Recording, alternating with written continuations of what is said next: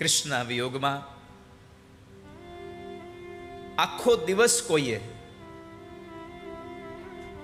મોઢામાં જળ ન નાખ્યું. કનૈયાના વિયોગમાં સૌ લોકો નિર્જલા બેસીને માં યશોદાની હારે બેઠા છે.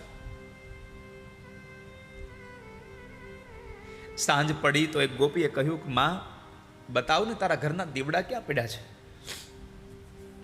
તારા ઘરના દીવડાઓ ક્યાં છે? ગોપીનો હાથ પકડીને યશોદા બેસાડી દે છે નીચે.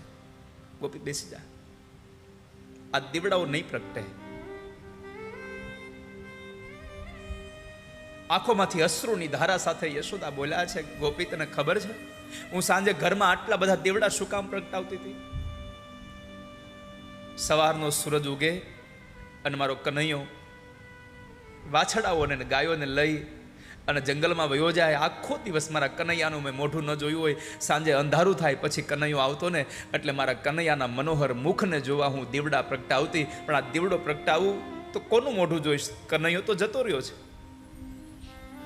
કૃષ્ણ તો વયા ગયા છે, કોને જોઈશું?